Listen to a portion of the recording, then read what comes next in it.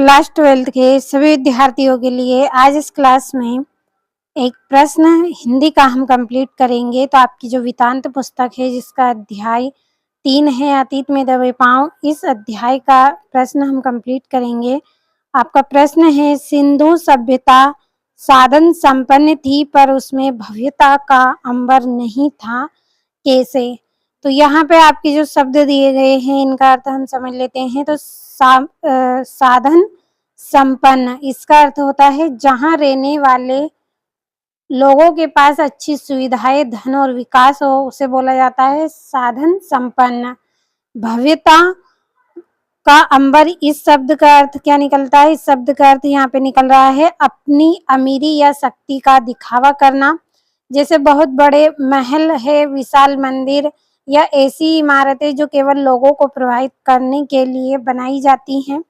तो ये दो शब्द का अर्थ आपने अच्छे से समझ लिया है। एक बार प्रश्न को और हम पूरा अच्छे से समझ लेते हैं। आपका यहाँ पे जो प्रश्न पूछा गया है वो इस तरह से आपसे पूछा गया है।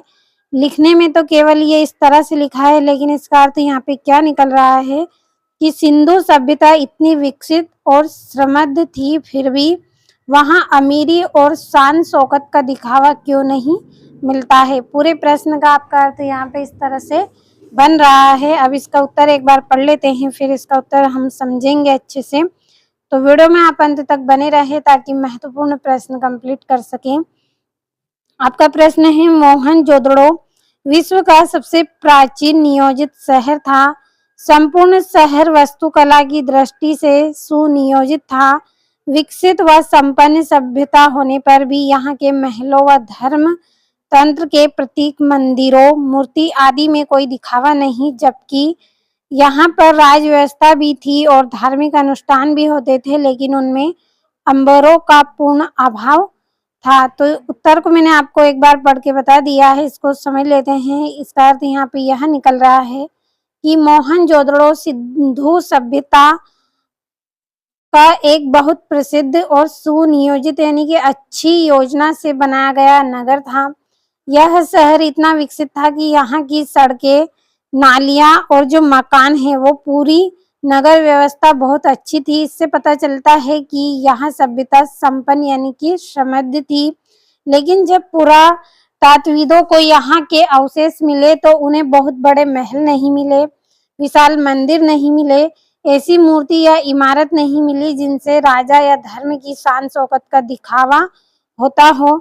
इसका मतलब यह निकला कि यहाँ राज व्यवस्था भी थी और धार्मिक अनुष्ठान भी होते थे, लेकिन उन्होंने अपनी शक्ति या धन का प्रदर्शन बड़े बड़े भवन बनाकर नहीं किया। इसलिए कहा जाता है कि सिंधु सभ्यता साधन संपन्न थी, लेकिन उसमें भव्यता का अंबर नहीं था। तो इस प्रश्न का पूरा यहाँ पे अर्थ मैंने आपको बता दिया गया है। कठिन शब्दों में इसका आंसर है, लेकिन इसका जो यहाँ पे मतलब क्या बन रहा है वो मैंने आपको पूरा बता दिया है कि जो मोहनजोदड़ो सभ्यता थी वो बहुत समृद्ध थी, यानी कि अपने आप में ही संपन्न थी। बहुत अच्छी योजनाएं यहाँ पे बनी हुई थी, लेकिन यहाँ पे बड़े बड़े महल नहीं मिले, बड़े विशाल मंदिर नहीं मिले, ऐसी मूर्ति या इमारत नहीं मिली जिनसे राजा या धर्म की शान शौकत का दिखावा हो।